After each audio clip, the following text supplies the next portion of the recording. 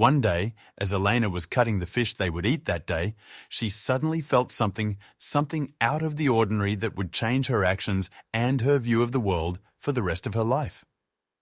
There are places where people decide to go to escape the chaos of the city and try to find some peace. This is the house where Marco and Elena live, a small rural village spread out over several houses, each far from the other. With a lot of space and peace, this was the case, because when they got married, they both had very hectic lives. Marco had grown up on a farm and Elena in a small town. Neither of them was suited to a place as chaotic as the city, and the worst part was that when they had their first child, they couldn't give him the attention he needed. The day came when they couldn't take it anymore. They took their car, sold all their possessions, everything, and left with only the clothes on their backs, even selling their jewelry, including their wedding rings, everything, to buy a small house in that distant countryside, far from society. There, they had a house and some crops that allowed them to start over. They also had a second child. The routine was simple. Every morning, they tended the land and fished near a river for food. Marco got up every morning to do this. Years passed until one day, while exploring, Marco came across 2 little rabbits, which he brought home. His older son gave them names, Luna and Sol. After that, they built a small structure for the rabbits out of recycled wood. It was rudimentary, but beautiful, and they both decided to stay there. This changed their routine a bit, but not too much. Now they just fed their little animals. 4 more years passed and their children grew up. Their children had a very natural life. They played with the children from the other farms or sometimes took them to a nearby town to interact with technology. But most of the time, they spent exploring the natural surroundings. Meanwhile, their rabbits, Sol and Luna, had grown bigger, but their house was a bit damaged. Marco always said he would fix it, but he never did. Up to this point in their lives, everything was very peaceful. Until one afternoon, Marco came home with a huge catch. He had caught one of the biggest fish he had seen in years, and it was clear that it had had a chance to grow. Elena suggested they cook it for a special dinner, so they began to prepare it. But as she began to open it, a small gleam caught Elena's attention. She thought the fish had eaten something like jewelry or garbage, which was very common. Fishermen in the area often encountered such situations, finding earrings, necklaces, or the occasional piece of jewelry. Elena and Marco decided to take it to a man with a truck and asked him to give them a quick ride to the village so they could take it to a charity where it could be sold to help people. Although this wasn't something they did often, since they hated getting too close to the city, they decided to live in the country. But this time was different. With much confusion, they decided to open the fish, only to find something that stunned them. Inside, they found 2 rings with the date June 15th, 2012 written on them. This left them both in shock. Marco started to laugh and said that this was definitely a gift from nature, the treasure of the day, and they were both very happy with the life they had chosen that led them to find this ring. They kept the rings and went on with their lives, now possessing a material object that they didn't have to buy, but one that had been given to them. This made them very happy because it felt like they were getting married all over again. Their lives went on. They took care of the rabbits, worked in the small garden, and spent time with their children. But having this object motivated them both to try things they hadn't tried before, like trying to sell and trade, talking to people in town for the first time to offer some things. This allowed them to have more interaction and socialization, and also gave their children a chance to learn more about the world around them. One thing Marco did was finally try to fix up Luna and Sol's house, as they had just had a small litter and needed a better home. But when he did, one of the rabbits bit him, which both irritated and confused him. They felt scared because it was their home, their treasure, and no one wants to lose that. At least that's what Elena told Marco. In that moment, they realized something. No one wants to lose what represents their life. They questioned themselves. Is the ring a gift from nature, or is it the treasure of a couple who wanted to be happy? Finally, this situation made them overthink and consider that maybe they should try to return the ring because those rings didn't belong to them. Just as the rabbits didn't want to part with their shelter, they felt that the ring must mean something important to someone else who didn't want to lose it. So, the couple decided that it would be much better to try to return the ring than to keep it. With this decision, they began a new chapter, one that would lead them out of their temporary isolation and reconnect them with the outside world. That is, trying to search beyond their small surroundings and their little box. But the situation remained clear. How could they find the owners of the ring? All they had were the rings, their case, and the date. But that wasn't enough. It could belong to anyone, and without a doubt, someone very problematic might simply take advantage of the situation, so they had to be very careful. One of the first steps would be to investigate where the rings might have come from. They would have to find out where it came from, and that also meant trying something they hadn't done in a long time. Both Marco and Elena had left behind many comforts, including technology. But to trace the owners of the ring, they knew they would need access to the internet, so they needed to revisit some old tools. He had offered them rides to the nearby town in exchange for fresh vegetables from her garden, so they decided to go to a small local market with some items, including an electronics store. And for the first time, Marco and Elena's children, who grew up without technology, were amazed. Not because it was the first time they'd seen electronic devices, but because their parents were going to buy one and it was too fascinating for them. "Look, Mummy, a TV as big as the wall," said one of the little ones when she saw a flat-screen TV, which was quite big. But the parents were there for what they came for. With some money they had saved from selling vegetables and a few fish, they bought a laptop and a modem to start their research. They returned home and had no problems with the setup.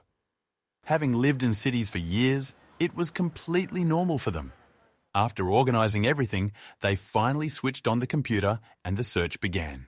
Elena, for her part, started looking for information on jewellery companies that made similar rings, while Marco, in his spare time, searched forums and social media for information. But it was a frustrating few weeks as they found nothing. But neither of them seemed ready to give up. Another option was to ask around the village for information. People who live here tend to go to recommended places, and since there was a town nearby, there was a possibility. So they started asking their neighbours in the village about weddings or similar rings. Although most didn't have any useful information, a few mentioned an old jewellery shop in the nearby town known for making exclusive designs. This was something new and very motivating. They searched for the jewellery store online and compared the models, which were exactly the same, with the same logo. That's when they realised this was the place. After some searching, they found the address and phone number, but as neither of them had a phone, they decided it would be better to go into town. But that was the problem. Going into town. Of course, they wondered if it was worth bothering with these rings, since it didn't seem like they were getting anywhere. But to be honest, their lives had probably become a little monotonous up to that point, and with nothing else to do at home but teach their children and tend to their crops, a short trip to town wouldn't hurt. So one morning, they loaded a few crates of vegetables and fresh eggs into the truck of the man who was giving them rides.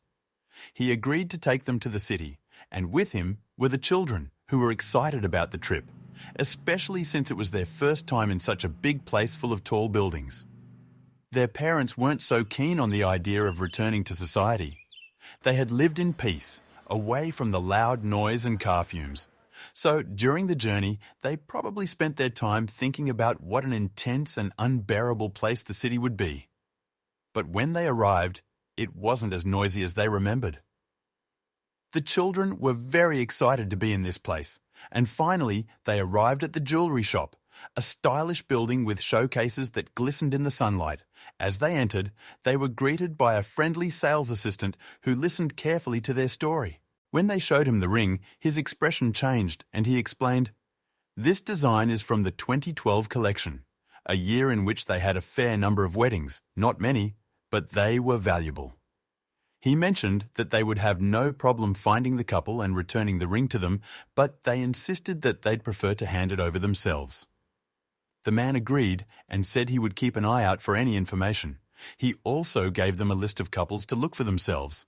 As he found their story fascinating, he asked for their phone numbers, but they didn't have any. So they had to make another big decision. Marco and Elena decided to buy a couple of mobile phones to keep in touch with the people they met along the way. So they returned to the village and, with the phones in hand, started asking around about the different couples on the list. Even their friend helped them. An older woman seemed to recognize one of the surnames, Martinez. It was a very chatty couple who spent their honeymoon at her guest house, touring the beautiful forests, but they only came once. Now they had a couple to track down. So they returned home to find the children playing on the computer and looking very happy. They didn't want to interrupt their fun, but their father sat down with them to see what they were doing, while Elena decided to talk to the owner of the jewelry shop. He told them that he could easily give them the couple's contact details so that they could get in touch with them. There's a certain amount of anxiety because they don't know if they've hit the mark or if they've gone off course. So the couple decide to call the number, and luckily someone answers. After a conversation, the person on the other end is surprised and replies that they have lost their rings. This completely changes their perspective, and they agree to meet in the same city to return the ring. The couple sound excited and agree to meet. They decide to return to the village, to a cafe. Going there doesn't feel difficult. In fact, the couple doesn't feel overwhelmed, even though the place is full of people and conversations. After weeks of research, they're finally about to meet the people they've been looking for.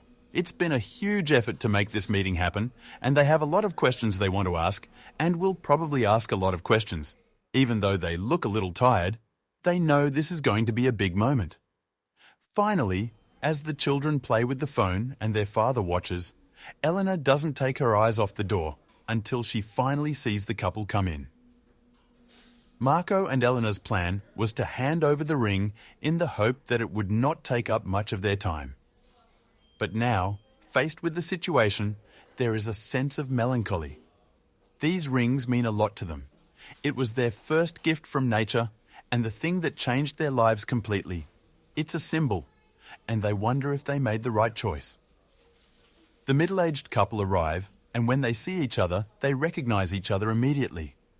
They approached them and sat down with them, both very excited and smiling. They show them their rings and they are stunned. It's something they never expected to see in their lives, and they finally have it in their hands. After a conversation, they hand over the rings, and both Elena and Marco feel an immediate sense of relief as they realize that the story is really coming to a positive end. They both say that they never thought they'd find them, and that it's something that really surprises them, while the couple make it clear that they never thought they'd see their rings again. It was a happy moment for both families. But just then, the Martinez couple pull out a small pearl necklace to give as a thank you. They mention that they understand how important the rings must have been to them and hope that the necklace can make up for some of the changes they had to make to find them. The couple, visibly grateful, invite them to share a cup of tea and tell them more about their story while the children play happily with the technology. Afterwards, each family goes home. The Martinezes hang the necklace on the wall, and finally, Marcos repairs the little rabbit house with the help of his children, who have learnt from the internet how to calm the little ones. It's been a long journey and a new symbol for their family, reflecting the changes they've experienced. Both Marco and Elena return to their normal life, continuing to live on their farm to this day, but using technology casually and now with a closer connection to their village. Don't forget to subscribe and give a like.